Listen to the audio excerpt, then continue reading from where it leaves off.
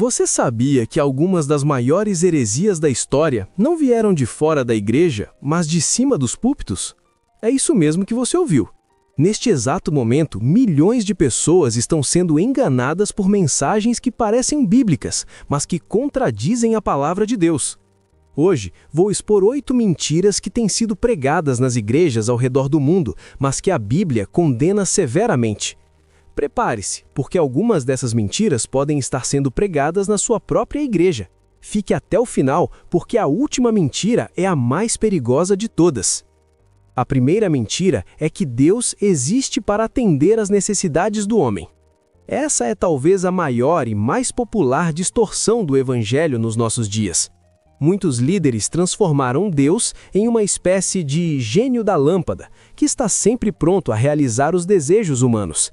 Esses homens têm a ousadia de dizer que Deus está à nossa disposição, como um servo celestial. Basta pedir o que deseja e assim será. O problema é que a Bíblia não diz isso. Em Romanos 11:36 está escrito que todas as coisas são dele, por ele e para ele. Ou seja, Deus não existe para nós é que existimos para ele. Em Isaías 43:7, Deus declara que nos criou para a sua glória, não para nossa conveniência. Jesus não veio à Terra para nos dar uma vida confortável e atender nossos desejos. Ele veio para nos reconciliar com o Pai. O propósito da nossa existência é glorificar a Deus, não usar Deus para glorificar a nós mesmos. Segunda mentira: não precisa ir à igreja para ser salvo. Tecnicamente, isso é verdade em parte. A salvação vem pela fé em Jesus Cristo, não pela frequência a um templo. O problema é que essa frase tem sido usada para justificar o abandono da comunhão com o corpo de Cristo. Essa ideia vai contra o que as Escrituras ensinam. Hebreus 10:25 ordena: não deixemos de congregar-nos, como é costume de alguns.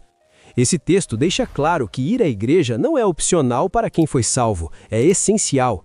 Em Efésios 4, Paulo explica que Deus estabeleceu a igreja com pastores, mestres e evangelistas para o aperfeiçoamento dos santos.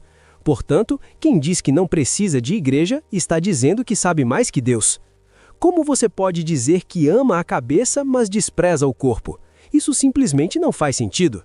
A salvação é individual, mas a vida cristã é comunitária. Quem rejeita a igreja local está rejeitando o modelo estabelecido por Deus para o crescimento espiritual. Terceira mentira: o inferno é apenas simbólico. Essa mentira tem ganhado força nos últimos anos porque alguns pregadores procuram suavizar a mensagem bíblica sobre o juízo eterno, afirmando que o inferno é apenas uma metáfora para o sofrimento emocional. O que eles esquecem é que Jesus falou mais sobre o inferno do que sobre o céu. Em Marcos 9:48, Jesus descreve o inferno como lugar onde o verme não morre e o fogo nunca se apaga. Em Apocalipse 20:10, João descreve o lago de fogo onde os condenados serão atormentados dia e noite pelos séculos dos séculos. Minimizar a realidade do inferno é diminuir a gravidade do pecado e esvaziar o significado da cruz. Se não há inferno real, por que Jesus precisou morrer? Pregar um evangelho sem inferno é conduzir as pessoas à perdição. A quarta mentira é que todos que vão à igreja serão salvos. Se antes dissemos que alguns desprezam a igreja, agora temos aqueles que confiam nela para a salvação. Sabendo disso, Jesus alertou em Mateus 21:21. Nem todo o que me diz Senhor, Senhor entrará no reino dos céus, mas aquele que faz a vontade de meu Pai. Esse texto mostra que frequentar a igreja não salva ninguém e que ser membro de uma denominação não garante a entrada no céu. Infelizmente, muitos frequentam a igreja domingo após domingo, mas seus corações estão longe de Deus. Também tem aqueles que desempenham algum trabalho na igreja e, por fazerem isso, se consideram salvos. Todas essas coisas são necessárias, mas a salvação é exclusiva de quem crê em Jesus, pratica a palavra e vive uma vida de santidade, porque sem santidade ninguém verá a Deus. Quinta mentira: trabalhar na igreja é fazer a obra de Deus. Muitos cristãos confundem ativismo religioso com a verdadeira obra de Deus, mas estar ocupado na igreja não significa necessariamente estar fazendo a vontade do Pai. Em Mateus 7, 22 a 23, Jesus fala de pessoas que fizeram muitas obras em seu nome, mas que ouvirão: "Nunca vos conheci, apartai-vos de mim." Mas como isso é possível? Como Jesus pode condenar quem estava trabalhando no reino? A resposta é simples. Muitos estavam fazendo obras para serem vistas e para alimentar o ego, não por amor a Deus. Assim é em nossos dias. Muitos trabalham na igreja para serem vistos e aplaudidos, não para glorificar a Deus. Fazer a obra de Deus é obedecer a sua palavra, pregar o evangelho fora das quatro paredes da igreja, visitar os doentes, alimentar os famintos, ajudar os órfãos e viúvas, perdoar e, claro, ajudar nos trabalhos da igreja. Sexta mentira: Deus te aceita do jeito que está. Sim, Deus nos ama enquanto ainda somos pecadores. Romanos 5:8 diz que Deus prova o seu amor por nós, em que Cristo morreu por nós, sendo nós ainda pecadores. Mas amor não é sinônimo de aceitação do pecado. Deus nos ama do jeito que estamos, mas nos ama demais para nos deixar como estamos. Em João 8, quando Jesus encontra a mulher adúltera, ele não a condena, mas também ordena: vai e não peques mais. Em 2 Coríntios 5,17, diz que se alguém está em Cristo, nova criatura é. As coisas velhas já passaram, eis que tudo se fez novo. Então, a graça de Deus não é licença para continuar no pecado, é poder para vencê-lo e ter uma vida nova. Pregar aceitação sem arrependimento, amor sem santidade e graça sem transformação é pregar um evangelho falso, que tranquiliza consciências, mas que não leva à salvação.